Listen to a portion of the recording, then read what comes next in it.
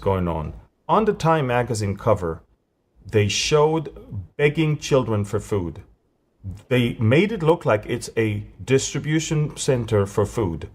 What they didn't tell you, that it's just a set stage for a Palestinian-based photographer that works for the Turkish Anadolu news agency in order to disseminate fake photos of fake hunger, fake situation.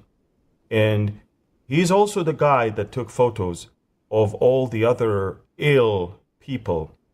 The famous child, the little baby, and the famous old man. I think we have a picture of the old man who is, by the way, suffering from cancer. Has nothing to do with that. And that old man is now everybody is making money on him. I read tweets that basically, and I saw video. People come to him, give him cash, money, take a video or a photograph of him saying, that he's been starved to death almost. Once the cameras are off, they take the money from his hand and they tell him, "We'll pay you later. Don't worry." This is the situation we have right now. Everybody's cashing on these people, and while the real ones that don't get food intentionally are the people under the ground that are the hostages. Even Ambassador Huckabee posted this tweet on X, and he basically said that the real people that are actually hungry are the hostages. He showed all the food that comes into Gaza. Look, enormous amount of food. The problem is that 88% of the trucks that the UN is taking in are looted. 88%. It's like...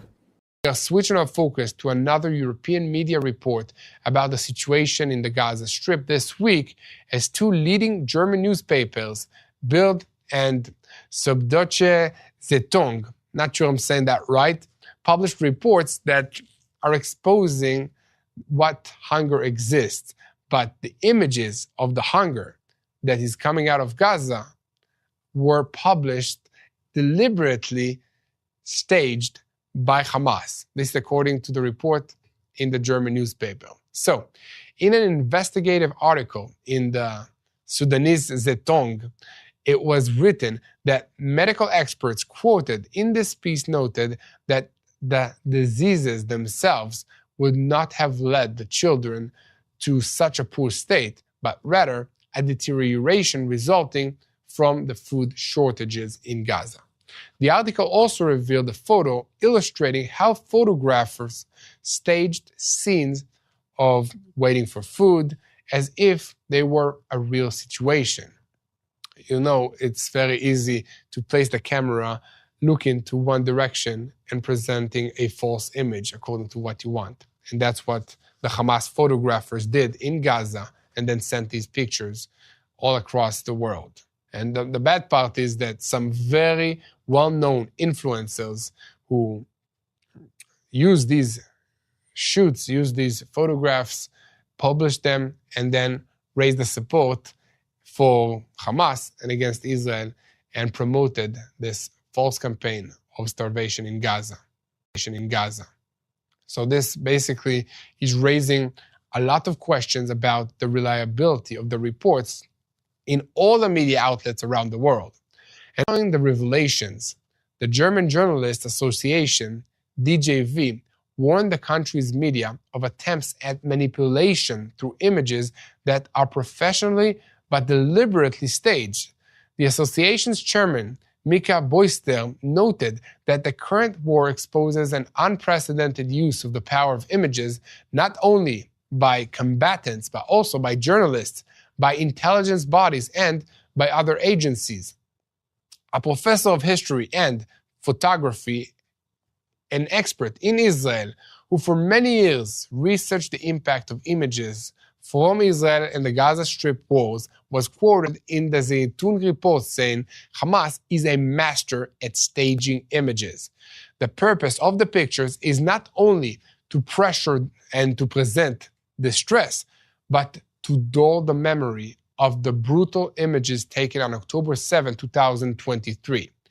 Furthermore, Bild revealed that one of the main photographers who produced the images, Anas Zaid Fatiah, was caught staging the shots while presenting himself as a reliable freelance reporter.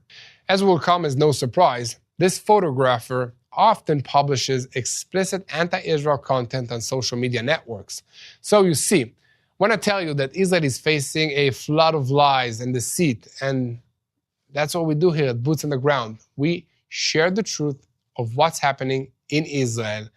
And guys, this images that we see, they don't always reflect the reality. And yet many news outlets, they publish them without context, treating propaganda as fact. I want to come back here in studio now to Dan Perry. So much of the imagery, it seems, is being staged or manipulated inside Gaza, but how can newsrooms responsibly separate this fact from fiction, especially when independent journalists are not allowed inside Gaza? What more can actually be done? Well, you answered your own question. If there's no journalists inside Gaza who aren't Palestinians, who are reasonably afraid of Hamas, and who knows, might be faking photos or staging whatever circumstances, there's not much you can do. You can apply your judgment. You can make sure that the local Palestinians that you hire have the highest ethical values as a journalist. And so all the obvious things. But, you know, I was the editor of Associated Press in the Middle East. That includes Gaza and many other police states. Can I honestly swear to you that there was no case of any photo being staged? It would be a lie. Of course you can't. But we did make every conceivable effort to avoid that happening, and that more or less begins and sometimes ends with the quality of the local people that you work for. I can attest that the local people that we had working in print and photos and TV in Gaza were the best that there can be. And by and large, I consider them to be very heroic, specifically and precisely because in working for a foreign outfit where many of their bosses were Jews and Israelis, they were exposed to a lot of anger of their fellow Gazans. Is it still the case now when the place is a ruin and the hatred for Israel's maximal? I'm almost happy I'm no longer in that situation because it really, really is very difficult. On the other hand, if Israel were to let in a foreign correspondent, who knows what would happen to them because the place is extremely dangerous. So Israel's not wrong in saying that if we did that and someone were killed, we'd be blamed also.